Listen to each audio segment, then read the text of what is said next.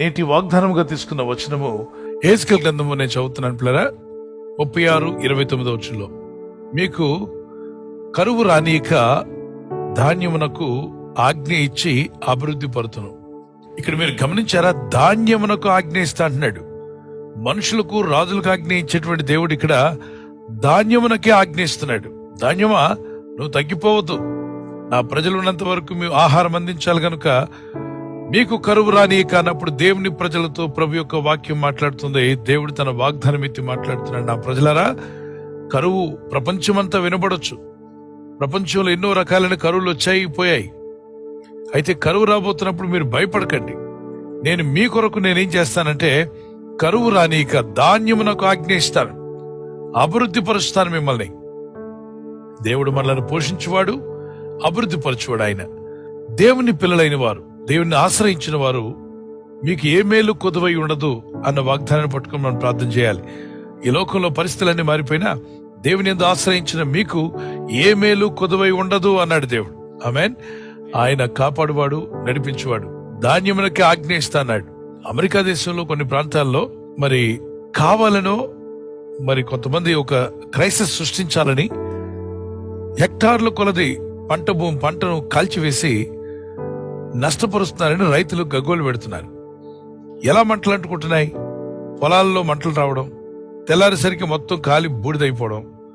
అంటే ఒక financial crisis సృష్టించాలి. అలాగే ఆర్థికంగా కూడా, ఆహార విషయంలో కూడా ప్రజలకు ఆహార వస్తువులు అందకుండా చేయాలి. ఎప్పుడైతే క్రైసిస్ అనేది మనిషికి ఆహారం దొరకదో అప్పుడు పై అధికారులు ఏం చెప్తారు? లోబడతాడు. అంటే ఒక అధికారి ఈ భూమి మీదకి వచ్చి ప్రజలందరినీ ఏలుబడి చేయాలనుకున్నవాడు అందరినీ లోపరుచుకోవాలంటే ఏం చేయాలని వాడు పన్నాగం పన్నాడు. మనుషులను లోపరుచుకోవాలంటే ముందు ఆహారం కట్టేయాలి. నోరు కట్టేస్తే ఎంతటి వాడైనా లోబడతాడు. సర్కస్ లో బలమైన పులులు, సింహాలు బలహీనమైన మనిషి ముందు కూర్చోమంటే కూర్చుంటాయి, నిలబడమంటే నిలబడతాయి. ఆ బలహీనమైన మనిషి జంప్ చేయమంటే జంప్ చేస్తుంది. క్రూర మృగం అది పంజా వైపు ఒక్క దెబ్బ కొడితే మనిషి సచ్చూరుకుంటాడు. మరి వారు ఏ చెప్తే అది పాటిస్తున్నాయంటే క్రూర జంతువులు ఎలా లోబడ్డాయి? వాటికి ఆహార విషయంలో కంట్రోల్ పెట్టారు. ఇవి క్రూర జంతువులే కదా. నిజానికి ఇలాంటి పులే మీకు రోడ్డు మీద కనపడింది అనుకోండి, ఏం చేస్తారు? అది పారిపోతా, మీరు పారిపోతారు? చెప్పండి. అలాంటి పులి మీకు రోడ్డు మీద కనిపిస్తే రామ్మ సర్కస్ చేయమంటారా? అది సర్కస్ చేయిస్తుందని మీకు తెలుసు. అది చేయదు కానీ మనతో చేయిస్తుంది. ఇదంతా ఒక బలహీనమైన మనిషి ద్వారా జరుగుతుంది. అంటే ఇప్పుడు ఎవరు బలమైన వారు? మనిషే బలమైన వాడని చెప్పాలి. క్రూర మృగాలు సైతము లోపరుచుకున్నాడు. అలాగే ఈ భూమి మీద ఉన్న మనుషులందరూ లోబడాలంటే ఆహార విషయంలో కొదువు తీసుకురావాలి, ఫైనాన్షియల్ క్రైసిస్ సృష్టించాలి అనే కొన్ని శక్తులు ప్రపంచవ్యాప్తంగా పోరాడుతున్నాయి. కరువు రావచ్చు, కరువు కాటకాలు అన్ని చోట్ల ఏర్పడవచ్చు. కానీ నువ్వు దేవుణ్ణి ఆశ్రయించావు. నువ్వు ఆయన్ని ఆశ్రయించే వారికి ఏ మేలు కొదువై ఉండదో అని వాక్యం సెలవిస్తుంది. ఏ మేలు కొదువై ఉండదట. సింహపు పిల్లలు లేమిగలవై ఆకలిగొరును. యెహోవాను ఆశ్రయించే వారికి ఏ మేలు కొదువై ఉండదు అని రాయబడింది. సింహ పిల్లలు లేమిగలవైన ఒక పాట ఉంటుంది. ఆ పాట మనం పాడుతుంటాం. సింహ పిల్లలు ఆకలి వేసిన వాటికి ఆకలేస్తదేమో గాని దేవుణ్ణి నమ్మిన, దేవుణ్ణి ఆశ్రయించిన నీకు గాని నీ పిల్లలకు గాని ఆకలి లేకుండా దేవుడు కాపాడుతాను, పోషిస్తానని వాగ్దానం చేశాడు. ఆయన పోషించే దేవుడై ఉన్నాడు. కొన్ని మార్లు కొన్ని పరిస్థితులు మీ జీవితాలను తారుమారు చేస్తూ ఉంటాయి.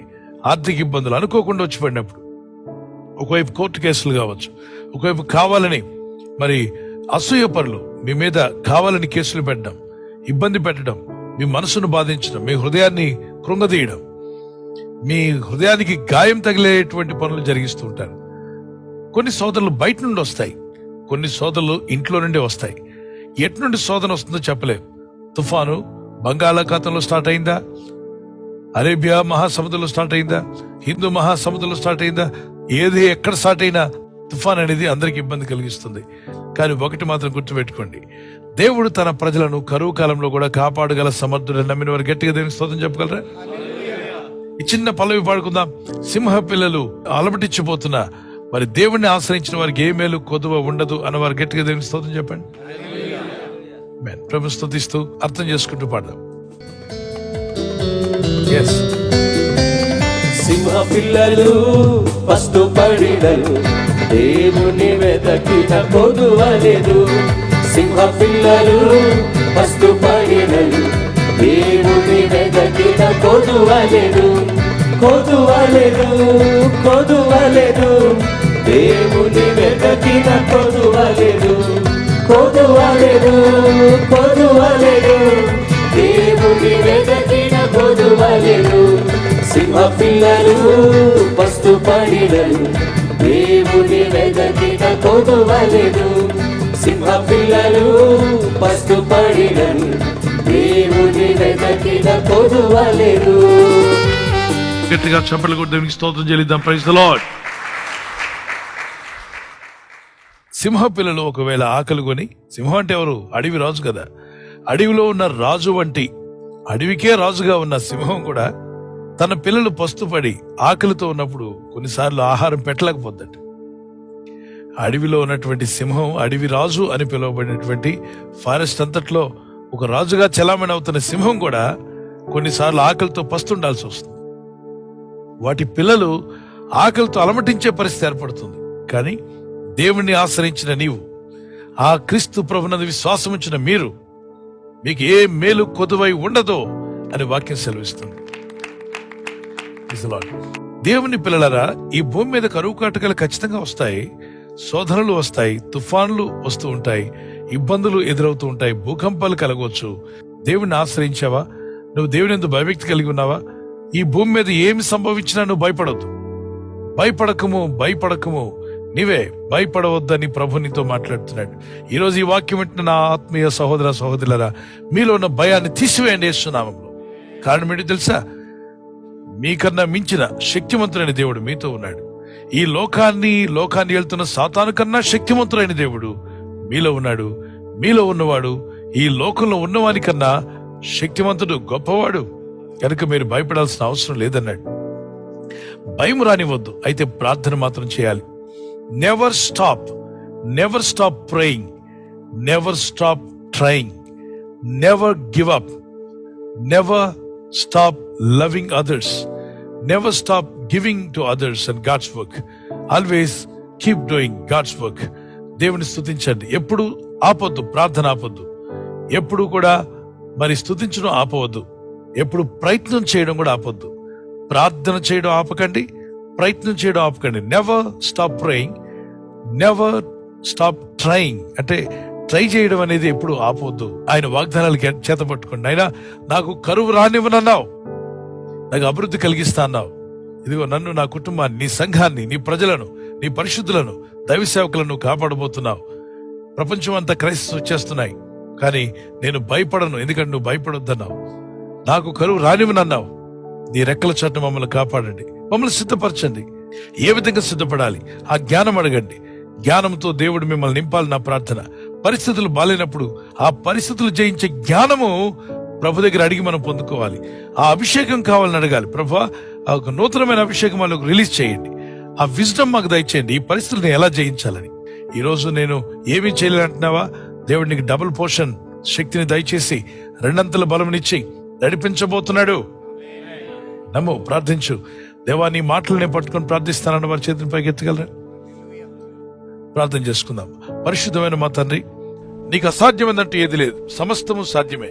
అద్భుత ఆశ్చర్యరీతిగా ఇదిగో నీ ప్రజలను దీవించి బలపరచండి. ఎవరైతే కృంగిపోయి ఉన్నారో ప్రార్థించమ్మా. కృంగిపోయిన నా సహోదరా ప్రార్థన చేయి. వేదంతో ఉన్నటువంటి ప్రతి ఇల్లు మీ వేదన నుండి మీరు బయటపడబోతున్నారు. బాధించబడుతున్న ప్రతి సహోదర సహోదరి మీ బాధల నుండి ప్రభు మిమ్మల్ని విడిపించబోతున్నాడు. విశ్వాసంతో ప్రార్థించు. ప్రభు, నాకు కరువు రానివ్వనన్నావు తండ్రి. ఎటువంటి కరువు పరిస్థితుల్లో కూడా నువ్వు కాపాడుతానని వాగ్దానం చేశావు. నిన్ను ఆశ్రయించిన వారికి ఏ మేలు కొదువై ఉండదు నాయనా. నిన్ను ఆశ్రయించిన ఈ బిడ్డలను జ్ఞాపం చేసుకునండి. ఈరోజు ఎవరైతే చనిపోవాలనుకుంటున్నారో వారిలో నా దురాలోచన కొట్టివేయబడును గాక. నా దేవుడు నమ్మదగిన వాడు, ఆయన నన్ను లేవనెత్తాడు, నన్ను బలపరుస్తాడు, నేను సక్సెస్ అవుతాను అనే ఒక నిరీక్షణ వారిలోకి వచ్చును గాక. నువ్వు నిరీక్షణ కలిగి ప్రార్థిస్తుండగా పరిశుద్ధాత్ముడు గొప్ప కార్యములు జరిగించబోతున్నాడు. సహోదర సహోదరి ప్రార్థిస్తూనే ఉండు. నీ ఇంట్లో ఉన్న నిరాశ, నీ మనసులో ఉన్నటువంటి నిరుత్సాహం తొలగిపోనుగా కేస్తున్నామలో. ఆ కుటుంబాల్లో ఉన్న భయము, ఆందోళన, ఆ విరిగిపోయినటువంటి నాయన కృంగిపోయిన కుటుంబాన్ని లేవనెత్తండి. విడిపోయిన భార్యాభర్తలు కలిసిపోవాలి. సమాధానం లేని కుటుంబాల్లో సమాధానం రావాలి. ఆందోళనతో వేదనతో భయంతో ఉన్న ఈ కుటుంబాల్లో జీవము సమాధానం వచ్చునుగాక. ప్రతి విధమైన చీకటి శక్తులారా, అంధకార శక్తులారా, అపవిత్రాత్మలారా, వ్యాధి రోగములతో, ఆర్థిక ఇబ్బందులతో ప్రజలను పట్టి పీడిస్తున్న చీకటి దరిద్రపు ఆత్మలు ఆ గృహాలను, ఆ ప్రజలను విడిచిపోమని యేసు నామములో గద్దిస్తూ ఉన్నాను. ఈరోజు ప్రార్థించి ప్రయత్నించబోతున్న శంకుస్థాపన అయిన, గృహప్రవేశమైన, ఒక బిజినెస్ ప్రారంభిస్తున్నా, ఉద్యోగ ప్రారంభానికి వెళ్తున్నా, ఒక మంచి కార్యక్రమాన్ని ప్రారంభిస్తుండగా, నేను వారి బిడ్డల వివాహం కొరకు ప్రయత్నాలు చేస్తుండగా, వారు చేస్తున్న ప్రయత్నాలు ఫలించలాగున మీ దూతలకు ఆజ్ఞాపించండి. ఎవరైనా హాస్పిటల్లో ఉన్నా, ఐసీయూలో ఉన్నా, ప్రభు ఎవరైతే సీరియస్ కండిషన్ లో ఉండి బాధపడుతున్నారో వారికి యేసు నామములో స్వస్థతను అనుగ్రహించండి. కృంగిపోయిన వారిని లేవనెత్తండి. మీ గాయపడిన హస్తమును చాపి వారికి ఉన్న సకల రోగాల నుండి విడుదల ఇచ్చేయి. వారిని లేపి నడిపించడాన్ని సాక్షులుగా నిలబెట్టుకోండి. ఈ ఉదయకాలం ప్రతి రోగి యేసు నామములో స్వస్థత నొందునుగాక. తండ్రి, ఈ దినం ఎవరైతే ప్రయాణమై వెళ్ళబోతున్నారో, అది రైలు మార్గమైనా, ఆకాశ మార్గమైనా, బస్సుల్లో, వాహనాల్లో ఎక్కడ ప్రయాణం చేస్తున్నా, రోడ్డు మార్గంలో ఏ వాహనంలో వారు ప్రయాణం చేస్తున్నా, నీ ప్రజలకు కాపాడే దూతలను పంపండి. ఈ రోజు నీ దూతలు అనేక గృహాలకు వెళ్లి నీ ప్రజలను బలపరిచి వారిని బాగు చేసి ధైర్యపరచుటకు నీ దూతలకు ఆజ్ఞాపించి మీరే మహిమ పొందమని యేసు క్రీస్తు నామములో అడుగుచున్నాను నా పరలోకపు తండ్రి. ఆమేన్, ఆమేన్, ఆమేన్. God bless you. సంతోషం. ఒకసారి కరములెత్తి గట్టిగా దేవునికి స్తోత్రం చెప్పండి. మరి బర్త్డే ఉన్న వారికి వాగ్దానం, దోస్ ఆర్ సెలబ్రేటింగ్ బర్త్డే, ఉన్నత స్థలం మీద నేను నిన్ను ఎక్కించేదను. ఈ వాగ్దానం ప్రభు మీ పట్ల నెరవేర్చాలని మా ప్రార్థన. Father, bless them, those who are born in this week. Bless them with a good health, with good knowledge and wisdom. Give them a prayer life. They may grow up in spiritually. Give them breakthrough in spiritual life, physically, financially, whatever they need. Let every need be met in Jesus' name. నీ బిడ్డల కొరకు ప్రార్థిస్తున్నాం. వారు వర్ధిల్లి అభివృద్ధి పొందినట్లు, showers of blessings పొందుకునే కృప వారికి ఇమ్మని, జన్మదినం జరుపుకుంటున్న వారికి దీవెన, ప్రభు దినాన్ని కాదు కానీ జన్మనిచ్చిన దేవుణ్ణి కనపరిచినట్లు, వారి పేరెంట్స్ ని గౌరవించినట్లుగా వారిని దీవించి బలపరిచి నీ సాక్షులుగా వాడుకోమని యేసు ఉన్నత నామములో అడుగుతున్నాను తండ్రి. ఆమేన్. God bless you. Happy birthday to you. Many more returns of the day. God bless you. మరి వెడ్డింగ్ యానివర్సరీ జరుపుకునే వారికి చేంజ్ ప్రార్థిద్దాం. భార్య భర్తల మధ్యలో ఐక్యత ఉండాలి, ఏక మనసు ఉండాలి, ప్రేమానురాగాలు ఉండాలి. పరస్పర ద్వేషాలు, భర్తను తగ్గించి మాట్లాడడం, భార్యను దూషించి మాట్లాడడం ఇద్దరిలో ఉండి తొలగిపోవాలి. మీ ఇద్దరిని దేవుడు జతపరిచారు. ఈ ప్రపంచం ఎటుపోయినా మీ ఇద్దరు ఏకంగా దేవుని వెంబడించాలి. కాబట్టి నీ లోగటి నీ భార్య ఫలించి ద్రాక్ష వలె ఉండును, నీ భోజనపు బల్ల చుట్టూ నీ పిల్లలు ఒలివ మొక్కల వలె ఉందరు. ఈ వాగ్దానం దేవుడు మీ పట్ల, మీ పిల్లల పట్ల దేవుడు నెరవేర్చాలని, ఒకవేళ పిల్లలు లేకుండా ఉంటే మీరు ఫలించాలని, పిల్లలు కలిగి ఉంటే మీ భోజన బల్ల చుట్టూ మీ పిల్లలు మంచి మొక్కలు, పిచ్చి మొక్కలుగా కాదు, మీ పిల్లలు ఒలివ మొక్కల వలె మార్చబడాలని, మీ కుటుంబంలో ఐక్యత ఉండాలని, మీ కష్టార్జితం మీ ఇంట్లోనే ఉండాలని, ఎటువంటి కీడు కలగకుండా దేవుడు కాపాడాలని ప్రార్థన చేద్దాం. Father, we pray for them, bless them Jesus, as the you have united them. ఈ సంవత్సరాన్ని రెక్కల చాటును కాచి కాపాడాం. నూతన సంవత్సరంలో వారిని ప్రవేశపెడుతుండగా ఆయన వారిని ఆశీర్వదించి దీవించి మరెన్నో సంవత్సరాలు, ఎన్నో యానివర్సరీలు చేసుకునే కృప, సహాయం వారికి దయచేయండి. వారు భూమి మీద ఉన్నంత కాలము నీ సాక్షులుగా వారిని వాడుకునండి, దీవించి బలపరచండి. భార్యాభర్తల మధ్యలో ఐక్యత, ఏకమనసునివ్వండి. వారిద్దరి మధ్యలో మిస్అండర్స్టాండింగ్స్ తీసివేయండి. ప్రేమానురాగాలు అనుగ్రహించి నీ సాక్షులుగా, ఆదర్శ దంపతులుగా వాడుకోమని యేసు ఉన్నత నామములో అడుగుచున్నాను తండ్రి. ఆమేన్. God bless your family in Jesus name. Happy wedding anniversary. Many more returns of the day. God bless you. ఈ ఛానల్ మీరు సబ్స్క్రైబ్ చేసుకోవడం వలన 2 పనులు జరుగుతున్నాయి. ఒకటి, సువార్త జరుగుతున్నది, ఆత్మలు రక్షించబడుతున్నాయి. రెండవది, పేదలకు, అనాథలకు ఈ ఛానల్ ద్వారా సహకారం అందించడం జరుగుతుంది. మనం సబ్స్క్రైబ్ చేసుకోవడం వలన అందరికీ సహాయం చేసిన వారమవుతున్నాం. ఖచ్చితంగా ఈ యూట్యూబ్ ఛానల్ ను సబ్స్క్రైబ్ చేసుకొని బెల్ బటన్ ను క్లిక్ చేయండి. మీకు వెంటనే మెసేజెస్ పంపబడతాయి.